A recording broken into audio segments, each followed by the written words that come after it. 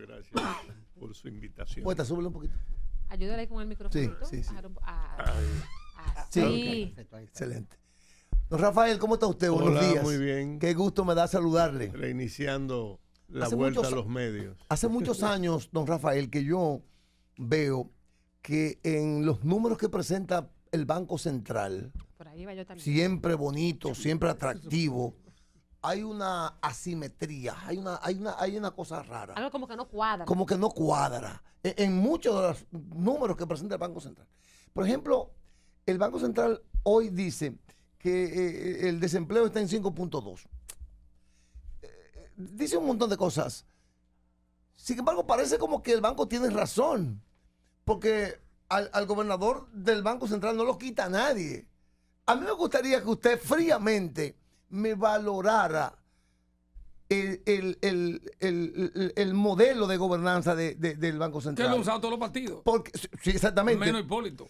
Pero, Y dijo que se arrepentía de no haberlo pero usado. le advierto. ¿Y por qué ese señor? La pregunta es, ¿cuál es la magia que él tiene? Sí, pero ahora, finalmente, mi pregunta.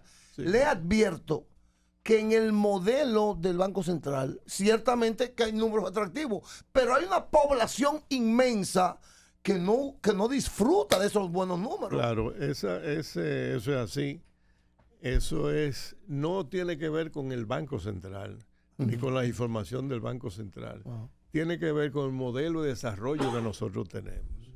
El modelo de desarrollo que nosotros tenemos es un modelo muy desigual, que lleva a que la riqueza se concentre en pocas manos. Y la mayoría de la población no sienta ese crecimiento que tú dices que el Banco Central que el Banco Central dice que se realiza. ¿Por qué? Porque aquí los salarios son muy bajos. ¿Cómo la gente lleva un nivel de vida adecuado? Con salarios. Los salarios aquí, el promedio salarial de aquí de 14,000, 20,000 y pico de pesos es de lo más bajo de América Latina. Entonces la gente no siente que el crecimiento que dice el Banco Central, que es real, no le llega. ¿Por qué? Porque solamente le llegaría a través de los salarios. Y cuando digo que es desigual el crecimiento, es así. Se va concentrando en muy pocas manos. Aquí los ingresos están reducidos en una parte de la población, de clase alta y clase media alta. Pero el 80% de la población recibe ingresos de sobrevivencia. Sí. Por ejemplo, ¿qué pasa con el desempleo? Aquí tenemos que un 55% de los que dicen que están empleados son Uno que vende piña. exacto, es el empleo informal. Es el vendedor de la calle, es el que limpia Vende carros, piña. vende naranja, Ese no es un vende empleado, piña. don Camilo. No, pero No lo es se le dice, técnicamente. no, técnicamente no lo es. Exacto. Por eso se dice desempleo estructural, hay muchísimas formas de desempleo el empleo informal, que es el que tú dices señor. que vende piña, el mecánico que está en una acera arreglando Viendo a ver carros, si cae un carro que porque le no llegue. tiene, perdón, porque no Sí, señor. tienen una nómina, no están en una nómina en una empresa. Entonces esa es la diferencia entre las cifras del Banco Central y por qué la gente no siente eso. Don Camilo, pero ahí yo quiero para darle un poco más el martilleo de lo que plantea don Michael Miguel. Una persona, por ejemplo, que gane 100,000 pesos, pero ¿qué ocurre? Tiene unos compromisos familiares tan fuertes, cuestiones de medicina, quizá hijos en condiciones especiales, que el dinero no le da y no gana 20,000, gana 100,000. Entonces, ¿cómo podría el Estado compensar el que los servicios de salud, de educación y otros elementos ayuden a ese tipo de familias que aún teniendo un ingreso, porque 100,000 no es poco, o sea, es discretamente bueno para Es que tú estás poniendo al que tiene el empleo más, el ingreso más alto. un buen quintil, pero sin embargo no le da porque tiene Bueno, peores porque- problemas que el que gana 25. No, lo que pasa es veces. que cada quien se maneja Sí. de acuerdo a los ingresos. A su realidad. A su realidad. Claro. Si tú ganas 100,000 pesos, tú vas a querer tener un buen carro, tú vas a querer ir a un restaurante, tú vas a hacer esto. Entonces, cada quien se maneja en el nivel que está de ingresos. Pero la mayoría de la población dominicana tiene unos ingresos que no le alcanzan para sobrevivir bien. Y sobre todo ahora, con este gobierno, y no lo digo yo, lo dicen la misma prensa, cómo se han deteriorado los servicios. Los servicios de salud, está muy deteriorado, el servicio de educación, el 911 no funciona. Entonces hay una serie de servicios que son los que complementan los ingresos de la población. A eso me refería. El servicio de educación, por ejemplo. Las escuelas públicas no tienen que pagar el estudiante. Eso le vamos a decir, le incrementa el ingreso a la persona, a los pobres. Y ahora No tiene tienen ese transporte. gasto. El transporte Tiene gratis. desayuno escolar, almuerzo escolar. Exacto, todo eso ayuda al ingreso, a la claro, familia, claro. así es. Usted está en la Fuerza del Pueblo, es un partido de un hombre que fue 3 veces presidente, quiere volver. ¿Por qué volver? ¿Por qué volver al pasado? ¿Por qué volver a Leonel? Sí, no volver al pasado, Leonel es presente todavía. Entonces, volver al pasado en Hábil, pero además, si hablamos de volver al pasado, volvemos bien. Volvemos bien. Porque Leonel modernizó este país, hay que decirlo claramente. Lo modernizó en infraestructura, la autopista El Coral, todas las infraestructuras. El metro, el metro de Santo Domingo. Estoy ayudando. Que ustedes ven que sí. Pero después viene el Gracias. otro, prepárese. Ustedes Pero muy ven- respetuoso. No. Sí, tú sí. Sí, No le tenga miedo, es un político. Adelante, don Rafael. Priven Pero es Frey. amigo mío, Rafael. Con cariño. Sí, con cariño. Entonces, fíjense el metro, una cuestión que siempre ha funcionado muy bien. El metro fue una excelencia toda la vida y ahora hay huelga en el Sí, metro. claro. Nunca se había visto eso. Nunca se había visto. Primera vez que hay huelga y lo Pero grande no por el es- metro, sino por intereses de los empleados que tienen. Se Sí, sienten claro. afectados, claro. Han cancelado una enorme cantidad de El gente. técnico, gente que se preparó ahí. Que comenzaron desde hace 11 años en el metro Claro. y lo han cancelado. Y así los servicios. Usted sabe, don Rafael, que es un problema del Estado. El Estado agarra y me da una beca a mí. Y me lleva a unos niveles técnicos y después me lleva a una maestría de aquí o fuera. Cuando yo vengo, me ponen en un sitio, el Estado me cancela. Así es. Sale de mí y que por vaina política. Oye, el Estado gasta un dinero para preparar. Me estoy poniendo como ejemplo. Es Eso así. no es una política extraña del Totalmente, Estado dominicano. totalmente. Mira, el Debo funcionario que coincidir llega, contigo. el funcionario que llega a un Sí. puesto debe respetar lo que existe ahí. La parte Y yo técnica. traté de hacerlo siempre. O siempre no, en los dos. Yo trabajé en el primer gobierno en la Oficina Nacional de Planificación. Sí, el ONAPLAN, En se la llamaba UNA- ONAPLAN. Se llamaba ONAPLAN. Sí. Después la superintendencia de banco, que tuve casi 8 años, sí. en dos fases. Y después en aduana, yo siempre respeté eso que tú dices, el nivel técnico. Porque la institución y el Estado invierten en esa persona. Claro. Invierten mucho Lo dinero. capacita. Lo capacita Claro. y tiene una experiencia. Que Acumulada. cuando tú sacas un buen técnico y tú pones una gente nueva, ese tiene que aprender. Claro. Igual que mi hijo funcionario. Claro. Caballero, yo Dígame. tengo para usted 2 preguntitas. Ay. La primera de ellas tiene que ver con las auditorías que se hicieron públicas a petición de la Presidencia de la República, en la cual se detectaron varias anomalías De procedimientos. en aproximadamente 18 procedimientos. entidades del Estado, Que son errores. que según la administración que encabeza el presidente Luis Abinader, su vocero, el vocero de la Presidencia, ha dicho que son subsanables. Lo mismo también ha dicho la directora de Ética e Integridad Gubernamental. Y viendo el panorama, esas mismas situaciones, el hecho de que usted pague un cheque y no se sepa quién lo recibió, el tema del combustible, que no se sepan los bienes inmuebles y todo eso, que imagino que usted también lo ha leído. Antes todo eso era corrupción, pero ahora son errores administrativos. Yo quisiera saber qué opina usted al respecto y por qué razón, si la economía está tan mala, esa es la otra pregunta, vemos que los restaurantes, los dealers, o sea, todos los negocios, cualquier concierto que se haga, Sí, lleno. y me refiero básicamente al entretenimiento, porque la comida es obligado comprarla, es una necesidad, pero vemos las tiendas, Y los restaurantes. los restaurantes que esperando para entrar, o sea, ¿por qué si está tan mala la economía, entonces hay tanta activación económica en ese sentido? Bueno, ahí hay 2 preguntas. Sí, señor, 2 preguntas. La primera es las auditorías. Cuando se habla de auditoría, le hicieron una auditoría a fulano, a tal institución. Desde que hablan de auditoría, inmediatamente la gente piensa en corrupción.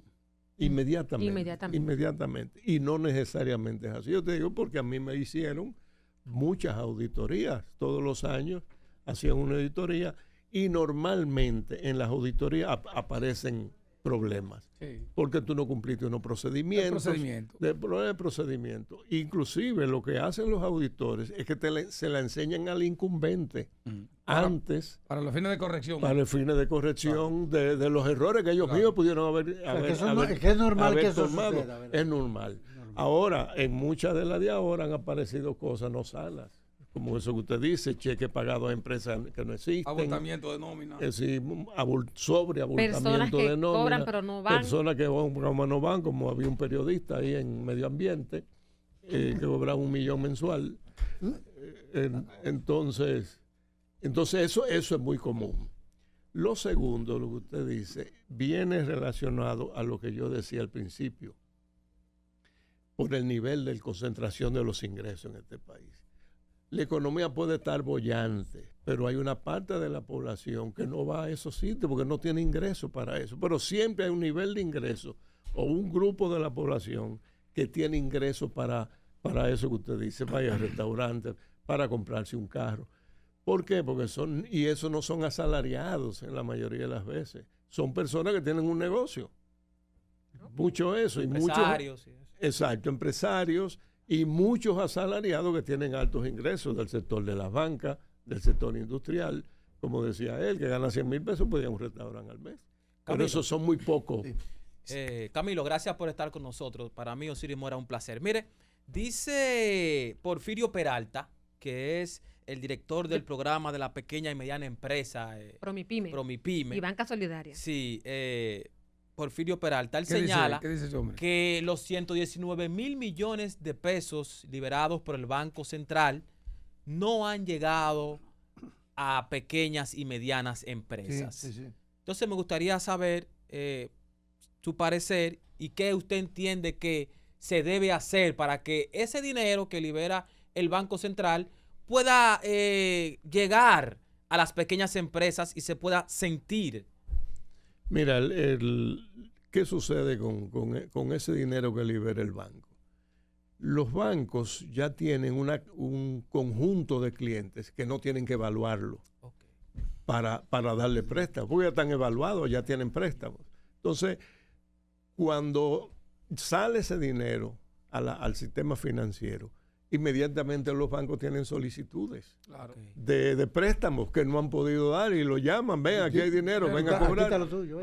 Sobre todo por la tasa tan atractiva, a máximo un 9%. 9, sí.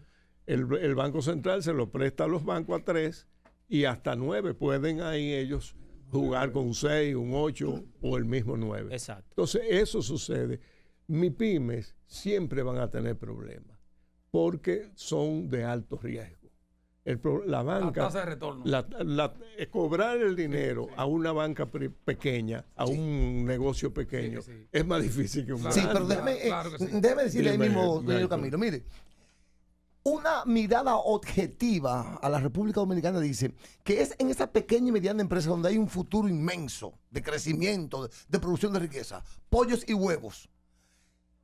Usted como ex superintendente de bancos, ¿usted no cree que la República Dominicana merece que el dinero llegue a esa micro y mediana empresa? Porque, repito, pollos y huevos, ese es un sector deseoso de dinero bueno. Sí, la industria porcina. ¿Cómo se puede lograr que el banco ayude a ese sector? A ese sector, que es el que él necesita el dinerito, finalmente. Y que saca de la pobreza. De ahí es que viene la facilidad del Banco Central, para que los bancos canalicen esos pequeños. Pero se queden logrando el camino. Eso sí, pero entonces, nadie presta en riesgo. ¿Qué es lo que sucede? Pero el Estado puede ser garante. ¿Qué es lo que sucede? Que él lo ha anunciado. Él interrumpe mucho. Sí, es muy caótico, Camilo. Sí, es caótico. Yo lo oí allá afuera sentado. Tú lo oíste ahorita ya, Camilo. Sigue. Yo no me siento mal por eso. No, claro. Pero no es que se sienta mal. Es que él es así, Camilo, ¿verdad? Es que esto hay que animarlo. Yo hacía meses no me levantaba a las 6 de la mañana. Y tuve que levantarme. Para que venga a incidentar este hombre. ¿Qué era lo que decía? Sí, señor. Bueno, sí. De las MIPYMES. Entonces decía, los bancos están para hacer préstamos que puedan cobrar. de que nuevo. puedan Que puedan cobrar. Cobrar. Eso no es, Que eso puedan no es obra cobrar. de caridad. Exactamente. Es una obra El de caridad. banco tiene, ¿por qué tiene que hacer eso? Porque tiene un dinero que tiene que devolver. Claro. Los bancos funcionan con el ahorro de la población y ese ahorro ellos tienen que garantizarlo. Si ellos prestan con altos riesgos, no están garantizando el ahorro. No estoy queriendo justificar que a las MIPYME no tengan recursos y eso. No, Yo todo lo estoy lo contrario. explicando. Yo pienso que lo que puede haber lo que se llama un fondo de garantía. Que Fondo de cuando- garantía. Sí, que un fondo de garantía que garantice los préstamos a la MIPYME. En ese fondo de garantía interviene el gobierno. Es decir, pone una parte. Es decir, vamos a tener 20... ¿Ese fondo estaría en el Banco Central? Sí, en el Banco Central. Ese fondo de garantía es para garantizar los préstamos de los pequeños, de las medianas y pequeñas empresas, que podría ponerse un monto. Eso se calcularía con cuántos serían los préstamos de ellos. Entonces, con ese fondo de garantía, los bancos pueden prestar dinero a los MIPYMES sin alto riesgo. Don Camilo, no como pueda. ya va a estar despidiendo, ¿usted pondría como candidato a Omar para senador del distrito? Claro, de Buena calle, pregunta. Coja de ahí. calle. Aquí dicen que Omar es No muy muy joven él. Dicen que es muy joven. Esos dos compañeros Sí, míos que están aquí, yo creo que él debe y- ser. y Johnny, Que dicen que debe, está madurar, otra vez. debe Madurar madurar un poco más. más. y yo debe digo que madurar. si los números le dan para ganar, ¿por qué no está? ¿Y por qué hace legal? pero Pregúntale a que Camilo. no importa. Le van a dar 10 Entonces, minutos más. No. entonces ustedes, ¿por qué lo que sea Tenemos que joven? Ajá. La juventud no es nada. Jesucristo murió a los 33 años y salvó al mundo.